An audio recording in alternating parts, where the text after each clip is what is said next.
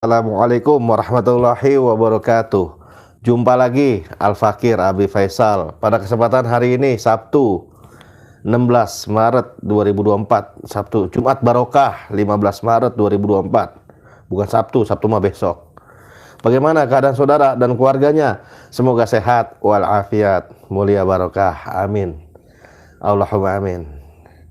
Masih panjang umur perubahan, panjang umur perjuangan, gak mau berubah, gak mau berjuang.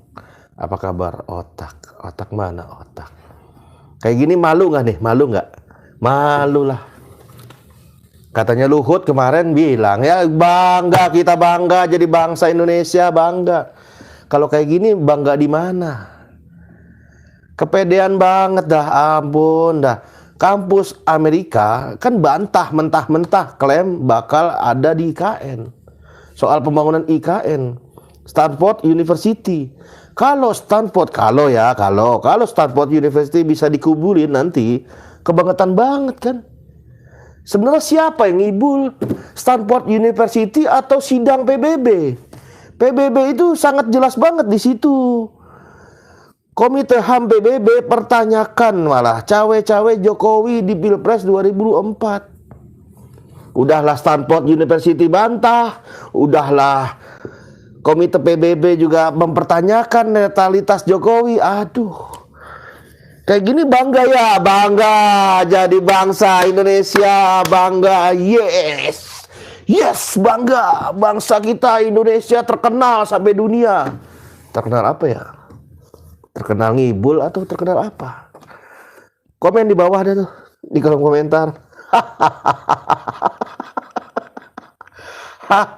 Terus PBB itu suruh keluar aja dari Indonesia gitu ya. Ya, kata Luhut kan gitu, yang pengkritik-kritik ya nggak usah hidup di Indonesia.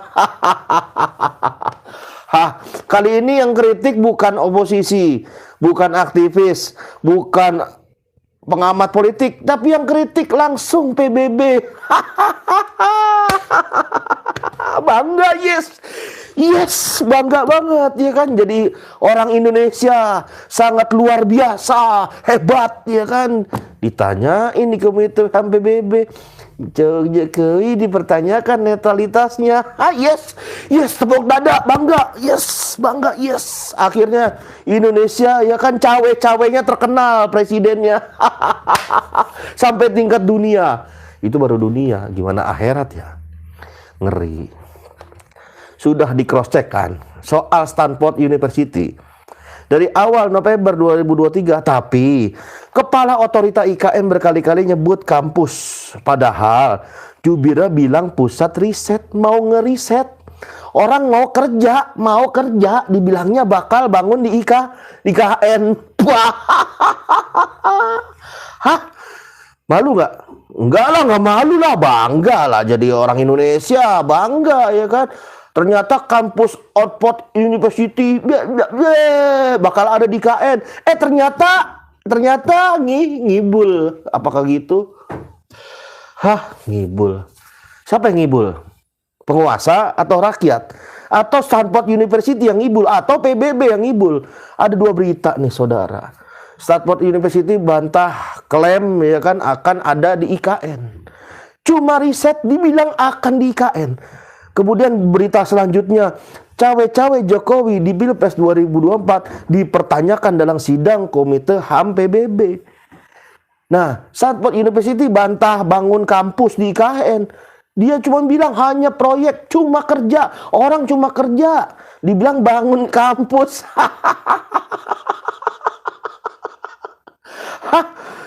Stanford University bantah telak habis-habisan mentah-mentah akan bangun kampus di IKN Nusantara, kawasan Penajam Pasir Utara, Kalimantan Timur. Belakangan itu ada klarifikasi dari otorita bahwa Stanford belum akan bangun kampus di IKN. Pusat penelitian kita akan fokus pada RCR Cinter, ya kata Bambang.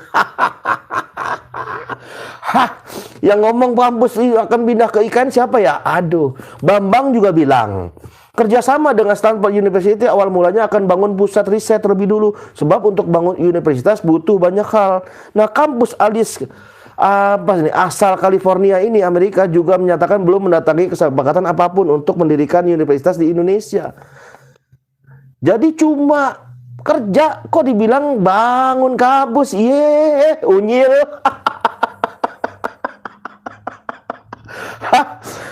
Jadi seru juga tuh, kayak Imam besar Habib Rizik Syihab suka bilang unyil-unyil, ya kan. Sebelumnya, kantor berita Antara mewartakan bahwa Stanford University akan mulai mendirikan kampus di Indonesia. Mudah-mudahan nanti kampus asal California. California apaan? Kentucky Fried Chicken, California Fried Chicken, iya mungkin di KN. California Fried Chicken, CFC asal California, jualan ayam goreng mungkin di KN. Tapi kalau kampusnya, ya orang mikir kali jutaan kali.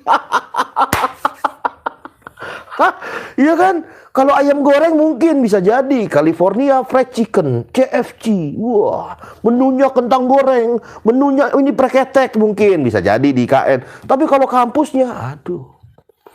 Mudah-mudahan nanti, Mei akan dimulai bangun kampus. Kata siapa? Kata Bambang, otorita IKN. Ngayal, halu, mimpi. Pret.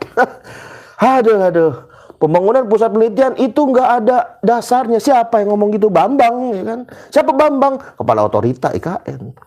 Padahal dalam keterangan resmi IKN, para alumni Stanford Indonesia akan bangun gedung pusat katanya. Tapi nyatanya, nyatanya realitas ekspektasi nggak sesuai. Itu baru bicara soal pembangunan. Bagaimana dengan bicara anggaran? Gimana tuh? Bicara soal APBN, dana cukong, dana taipan yang dipakai buat IKN, coba transparansinya gimana? Baru bicara omon-omon doang, ya kan? Ada gininya aneh-aneh, ya kan? Kemudian berita kedua, saudara, cawe-cawe Jokowi di Pilpres 2024 dipertanyakan. Siapa? Pak Anies? Bukan. Dipertanyakan Ganjar? Bukan. Mahfud MD? Bukan. Dipertanyakan di sidang Komite HAM PBB.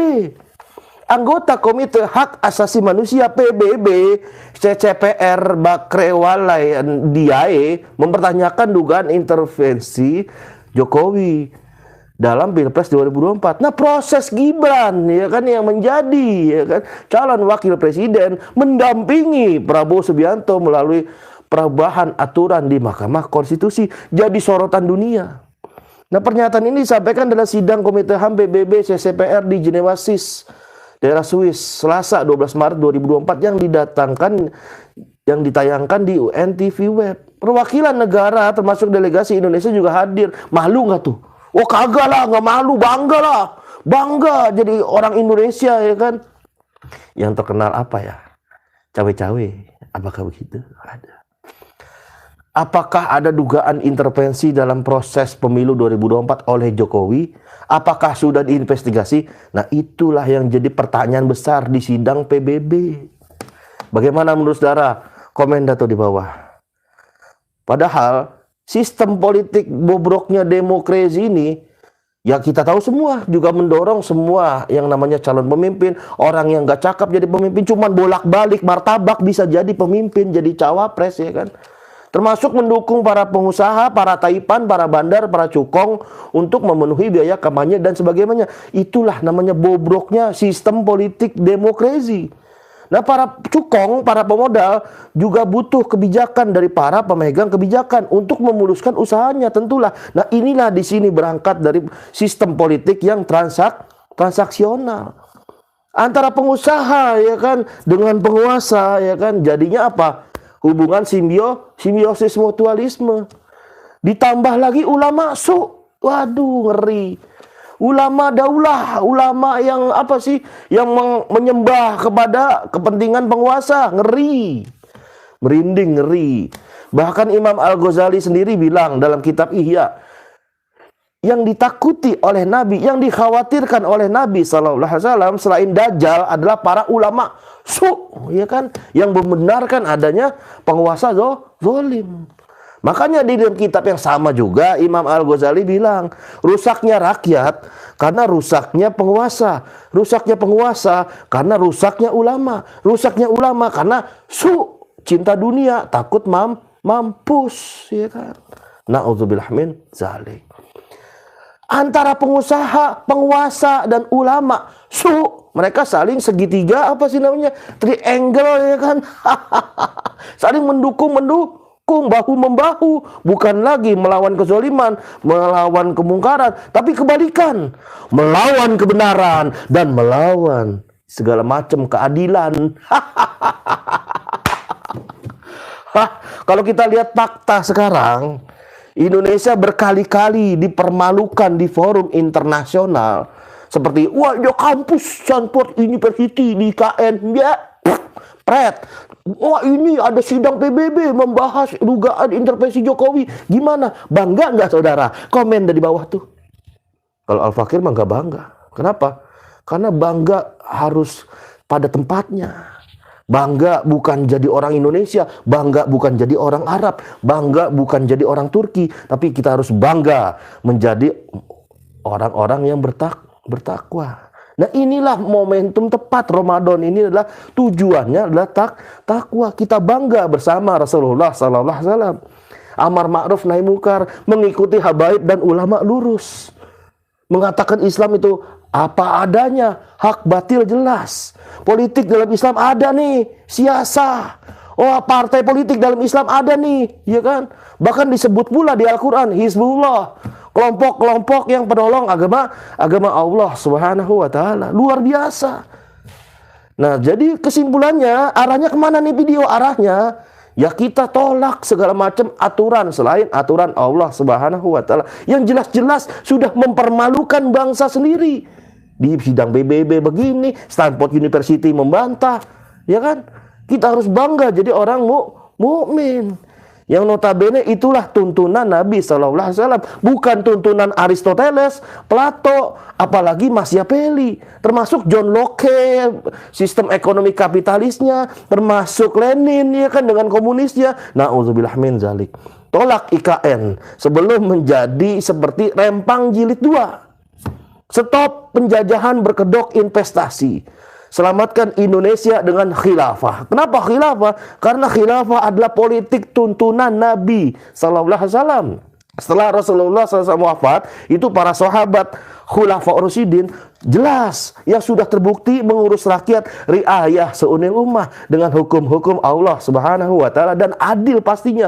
Bukan sistem politik demokrasi ini yang jelas mempermalukan Indonesia di mata internasional, yang juga cacat sejak lahir, dicaci maki sendiri oleh pendirinya Aristoteles, Plato, dan Sokrates.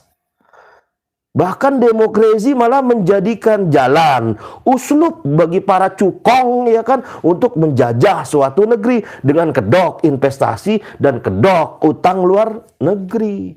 Coba, nikel kita punya, emas kita punya, minyak punya, gas punya. Pertanyaannya, apakah itu semua sumber daya alam tadi dipakai untuk kemakmuran rakyat atau kemakmuran cukong? Komen tuh di bawah. Ya, semoga kedepannya Indonesia mendapatkan pemimpin soleh dan aturan soleh pula. Amin. Amin aja dulu. Amin. Allahumma amin. Kita bacain komentarnya. Aduh, di PBB kirain ngapain? Bahasa Inggrisnya keren. Kirain apa gitu kan. Wih, Indonesia akan pimpin dunia Islam, membebaskan Palestina. Kirain begitu. Ya, ditanyain cawe-cawe. Ya, kret lah. Zahra BSA hidup kok bingibul. Aduh.